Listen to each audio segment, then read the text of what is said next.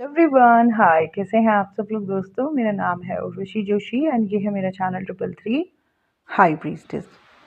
दोस्तों, आज का जो वीडियो है उसका टॉपिक है journey of ascension, not journey of obsession. तो थोड़ी देर पहले गाइडेंस आई कि इस टॉपिक के ऊपर जो है एक वीडियो बनाओ। मैं अपने काम में बिजी थी एंड मेरे साथ रोज़ ही ऐसा होता है दिन भर में एक बार कि अचानक से कोई एनर्जी उठी, मेरे हार्ट तक आई, कुछ मैसेज मिला, इवन समटाइम विद टॉपिक, और फिर मैं जैसे ही उस चीज़ को आपके साथ शेयर कर देती हूँ मुझे बड़ा हल्का फील होता है, बहुत लाइट। और उसके बाद मुझे काफ़ी डिवाइन ब्लेसिंग्स भी मिलती हैं कई प्रकार की। तो इस चीज़ को मैं लगभग रोज़ महसूस करती हूँ अपने अंदर, और जो भी मुझे रिसीव होता है वो मैं आपके साथ शेयर करती हूँ। आज का जो टॉपिक मुझे जो है वो ये है कि journey of ascension, not journey of obsession. ये जो इतनी डिवाइन जर्नी है जिसको कि हम spiritual awakening process and ascension journey कहते हैं, जो कि आप तक सबको क्लियर हो गया होगा कि ascension process is basically a process of karma releasing. ये जो कष्ट हमें अनुभव होते हैं इस यात्रा में वो बेसिकली हमारे बैड कर्मा रिलीज हो रहे हैं। तो रिसेंटली अभी मैंने कई सारे लोगों की लगन कुंडली और D9 कुंडली भी देखी। ओके, तो D9 कुंडली खैर हमारी सोल को बताती है, सेकंड फेज ऑफ लाइफ को, मैरिड लाइफ को बताती है, परंतु लगन कुंडली ये बताती है कि पास्ट लाइफ से क्या क्या कैरी कर रखा है इस व्यक्ति ने। तो वो लोग जो अपने आप को बहुत पता नहीं किन चक्करों में पड़ के अपने आप को बेचारे बहुत स्पेशल फील कर रहे थे कि हम ये हैं वो हैं, उनकी कुंडलियों में जब मैंने उनको बताया कि पास्ट लाइफ से क्या क्या हैवी कर्मा जो है कैरी हो रहा है, तब जैसे मानो वो क्लैरिटी में आए कि अरे, जैसे कि मतलब आंखें खुल गई हो थोड़ी सी, वरना उनको पता ही नहीं था। वो अपने ही इल्यूजन्स में पड़े हुए हैं कि वो कोई जैसे कोई स्पेशल सोल है या क्या नहीं है। और ये बातें उनके दिमाग में कहाँ से आई हैं? ये देश विदेश के उल्टपटांग वीडियोस से। जब उनको उनकी चार्ट्स दिखाए तब उनको समझ में आया हैवी जो है आ रहा है। और इस लाइफ में इतना अच्छा अपॉर्चुनिटी है हमारे पास कि हम इन चीज़ों को जो है, इन बैड कर्मस को धो सकते हैं, रिलीज़ कर सकते हैं। परंतु नहीं, में भी जो है कई लोग रिलीज़ करने की बजाय, अपनी नकारात्मक चीज़ों को अंडरस्टैंड करने की बजाय ऑब्सेशंस में फंसे हुए हैं। जर्नी ऑफ ऑब्सेशन बना दिया है, ऑब्सेशन की जर्नी, ऑब्सेशन की यात्रा। 2.5-3 साल हर किसी को बड़ी पीड़ा मिलती है इस जर्नी में। ये 2.5-3 साल बहुत गोल्डन पीरियड है। वो जो तकलीफ़ मिल रही है ना, वही हमने किसी को दी है कभी ना कभी। अब वो हमारे मतलब इस प्रोसेस में वो हमको महसूस कराया जाता है कि तकलीफ़ होती क्या है, महसूस करो। बात वो अलग है कि हमने जब दी होगी तो अलग अलग समय पर दी होगी, और भगवान ने जब हमें दी तो छप्पर फाड़ के एक साथ दे दी कि ये लो, अब एक साथ दर्द महसूस करो। पूर्व जन्मों में दी होगी, इस जन्म में दी होगी, और हमें आइडिया भी नहीं हुआ होगा कि क्या हमने किसी को क्या दिया। परंतु वो जो तकलीफ़ महसूस करते हो आप, वो जो घुटन महसूस करते हो, वो जो पीड़ा, रोना, वो जो सब महसूस करते हो, वो दिया था और अब वो मिल रहा है। That Karma return. Okay, so in precious बातों को अंडरस्टैंड करने की बजाय, इस जर्नी में कर्मा के लॉ को समझने की बजाय लोग ऑब्सेशन में फंस जाते हैं। जिस व्यक्ति के थ्रू अवेकनिंग हुई है उसी को बस पीछे पड़े हुए हैं, चाहे वो शादीशुदा है, चाहे 4 बच्चों का बाप है, 3 बच्चों की माँ है, पड़े हुए हैं, और वो पूछ भी नहीं रहा है। सबसे बड़ी बात तो मेरे पास एक लेडी आई थी, शी वाज सेइंग मेरा हारमोनियस यूनियन हो गया। पहले तो मुझे ये हारमोनियस यूनियन समझ नहीं आया आज तक। मेरा हारमोनियस यूनियन हो गया। उसके पर्सन ने जब मेरे से सेशन लिया, he was in little depression, तो वो किसी और लड़की की बारे में मुझे बता रहा है, वो इनके बारे में बात ही नहीं कर रहा है। तो मैंने उनको बोला कि ये है ना, तो उन्होंने बोला कि नहीं, ये तो मेरे पीछे ऐसे पागलों के जैसे पड़ी हुई है, मैं तो किसी और से हूँ। तो this journey is not journey of कोई समझ, कई लोग नहीं समझ पा रहे हैं इस बात को कि this is a journey of ascension. वो ऑब्सेस्ड हो रखे हैं, और ऑब्वियसली राहु केतु में व्यक्ति वैसे भी ऑब्सेस्ड हो ही जाता है।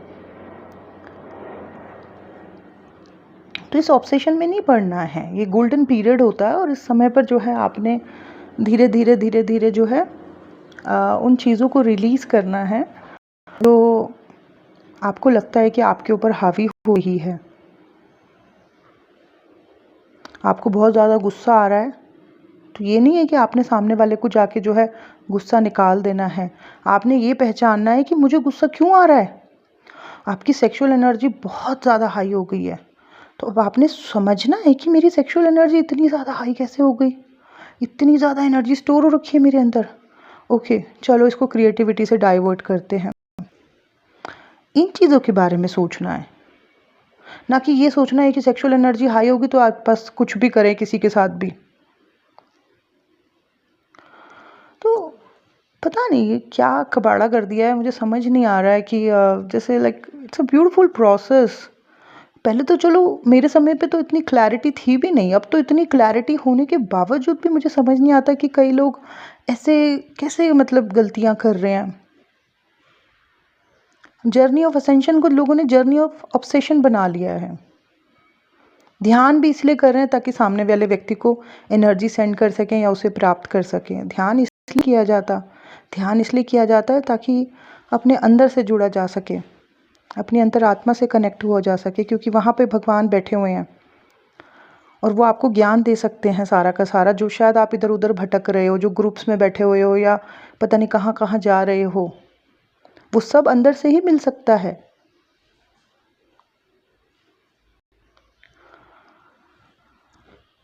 कई लोग इतने गए गुजरे भी हैं कि मतलब मैं हील हो चुकी हूँ, मैं बैलेंस भी हो चुकी हूँ। मेरे नवमांश कुंडली में खुद जो है मोक्ष हाउस में इतना अच्छा योग बना हुआ है कि मैं आपको क्या बताऊं, बट किसी दिन I will share with you, है ना। मैं हील हूँ, मैं बैलेंस हूँ, मैं अबंडेंस को एक्सपीरियंस कर रही हूँ, सब कुछ ठीक है। उसके बावजूद भी क्योंकि मुझे परमात्मा की कॉलिंग आती है कि इनको बताओ, मैं बताती हूँ। मुझे कहीं कहीं से पता चलता है कि लोग आपके बारे में चुगलियाँ कर रहे हैं। करते रहो, ये तुमने अपने कर्मा और डैमेज कर लिए। गुरु चांडाल योग और बनाओ बैठ के अपनी ज़िंदगी में, फिर तो हो गया, फिर भाग्य खुल गया। जो गुरु की ही इज्जत नहीं कर सकता उसको जीवन में कभी भी कोई भी कहीं से कोई हैप्पीनेस नहीं मिलेगी। सबसे गंदा योग होता है ये गुरु चांडाल योग। बनाते कैसे हैं लोग, जो उनको गाइड कर रहा होता है उन्हीं के साथ बदतमीजी, उन्हीं के साथ फ्रॉड, उन्हीं के बारे में अनशन बातें करते हैं। तो कमाओ, कोई बात नहीं, कमाओ गुरु का कर्ज।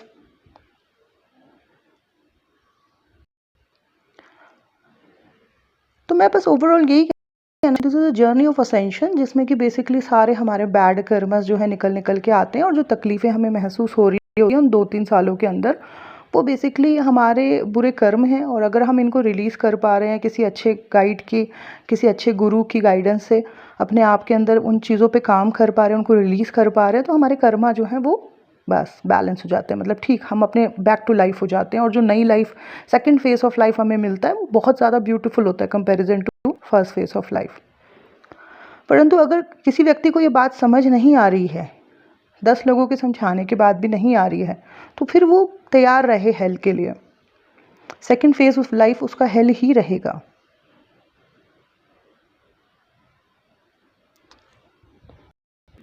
मुझे ज़्यादा बेनिफिट होता फाइनेंशियली, इकोनॉमिकली, अगर मैं आपके साथ ऐसे वाले वीडियोस बना रही होती जिसमें मैं आपको सिखाती कि कैसे व्यक्तियों को खींचा जाता है, कैसे आप इस तरीके की साधनाएं करो, मेडिटेशन करो जिससे लोगों को आप खींचो, या आप जो है एक बहुत महान सोल हो, आप तो देवी हो, शक्ति हो, स्टार सीड हो। मुझे इसमें अगर मैं ये बोलना शुरू कर देती ना, तो शायद मेरे को मतलब मैं ज़्यादा उसमें आ जाती फाइनेंशियली, और ज़्यादा मैं काफ़ी ज़्यादा ग्रो कर रही होती। बट मुझे ऐसी कमाई चाहिए ही नहीं, ऐसी घटिया 2 कौड़ी की कमाई मुझे चाहिए ही नहीं। मुझे समझ नहीं आता कई लोग जो इस तरीके के वीडियोस बनाते हैं कि वो आपके लिए क्या सोच रहा है, उसके अंदर आपके लिए कौन सी फीलिंग्स चल रही है। मुझे समझ नहीं आता, इन्होंने अपना कर्मा इतना बड़ा डैमेज कर लिया है पता नहीं कितने जन्मों के लिए। प्योरिटी से मैं वो चीज़ शेयर करती हूँ जो मुझे गाइड होती है, जो मेरे को अंदर से उठती है, मेरे हार्ट तक आती है, मैं उसको शेयर कर देती हूँ यहाँ पे। तो जिसको कनेक्टिविटी फील होती है वो यहाँ रहे, जिसको नहीं होती है वो हमेशा के लिए यहाँ से जाए। मेरे साथ भी मैं ज़्यादा प्योरिटी में आ जाऊँगी और ज़्यादा, बिकॉज मेरे साथ जो जुड़े हुए लोग हैं वो जितने ज़्यादा क्लीन एंड अच्छे होंगे उतना मतलब वो अच्छी एनर्जी मुझे भी रिसीव होगी।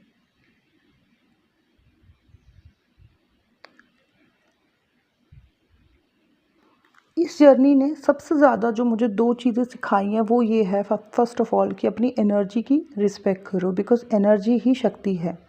बाहर से तुम माता दुर्गा की पूजा कर लो और अंदर से तुम अपनी शक्ति की इज्जत नहीं करते हो। जैसे आप में से कई लोग फ्री फंड में ऐसे लोगों को अपनी एनर्जी दे देते हो जो कि सिर्फ आपकी एनर्जी को खींच के भाग जाते हैं। इस जर्नी ने मुझे सिखाया कि हमारी एनर्जी जो है वो हमारे अंदर की शक्ति है और उसकी रिस्पेक्ट करो। और उसी की और दूसरी चीज़, एक और चीज़ जो भगवान ने मुझे सिखाई वो ये है कि बाउंड्री बना के रखो। पहले मैं ऐसी ही करती थी, बेवकूफ़ों की तरह हर किसी की मदद कर रही हूँ, फिर हर कोई जो है बस अपना वो असली रूप दिखा दिखा के जा रहे हैं। तो इस जर्नी ने मुझे सिखाया कि बाउंड्रीज मेंटेन करो। इसीलिए मैं कोई ग्रुप नहीं बना रखा है, कोई टेलीग्राम नहीं बना रखा है, कुछ नहीं। मुझे लोग बोलते रहते हैं, मैं बोलती हूँ नहीं मुझे नहीं बनाना। कभी कुछ इच्छा हुई, जैसे एक बार मैंने 650 लोगों को ग्रुप में रख के फ्री में बहुत कुछ गाइड किया था 21 दिन तक, और एक बार 9 दिन का फ्री ग्रुप बनाया था जिसमें काफ़ी कुछ मैंने उनको फ्री में जो है गाइड किया था उस वक्त। तो जब मुझे ऐसी गाइडेंस कभी फ्यूचर में आएगी तब, लेकिन ऐसे ग्रुप्स वगैरह में मैं ना बनाना पसंद करती हूँ और ना मैं चाहती हूँ कि ऐसी कोडिपेंडेंसी किसी के अंदर होनी चाहिए। शेर बनना है इस जर्नी में, भेड़ बकरियाँ नहीं।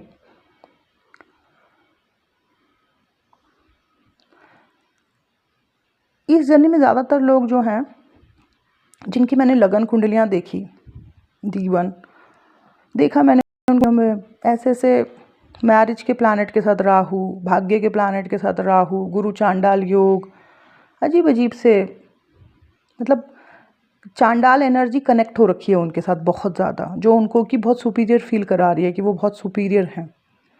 बट इन्हीं नकारात्मक एनर्जीज़ को अपने अंदर से रिलीज़ करना है इस जर्नी में। यही आपकी सबसे बड़ी दुश्मन है, यही आपको अल्टीमेट हैप्पीनेस तक नहीं पहुंचने दे रही है।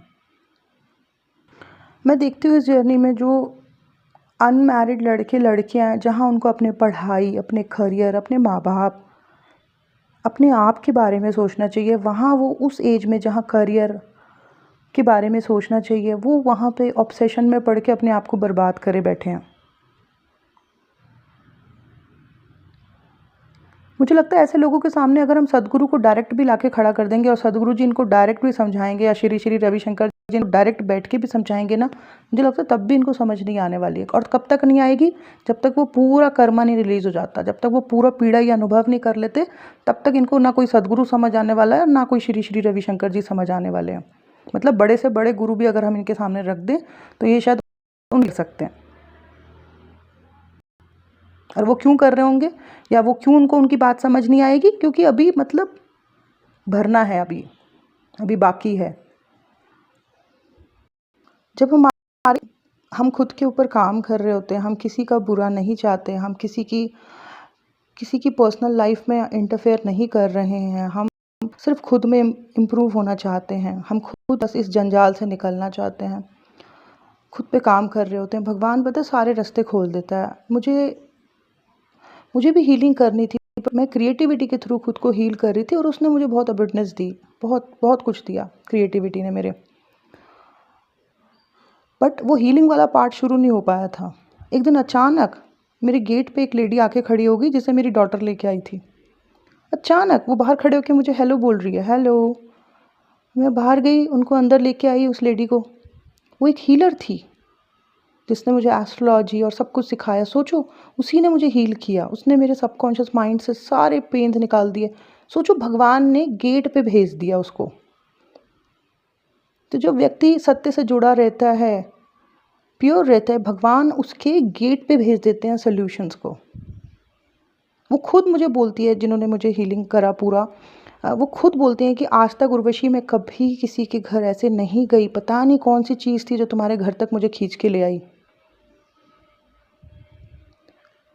तो this is a journey of ascension. इस असेंशन की जर्नी में आप हो कि अगर आपकी 30 साल में अवेकनिंग हुई है, 20 साल में अवेकनिंग हुई है, 4 साल में अवेकनिंग हुई है, तो अगला 2-3 साल हैवी होने वाला है। क्यों हैवी होने वाला है? क्योंकि जहाँ जहाँ पे आपने जो जो किया था वो सब भर भर के एक साथ उसका हिसाब होगा। तो कोई बात नहीं, आप अपनी पॉजिटिव प्रैक्टिसेस ऑन रखो, भगवान आपको इतनी मदद पहुँचाएंगे, क्योंकि वो भी तो आपको देख रहे हैं ना कि क्या काम कर रहे हो।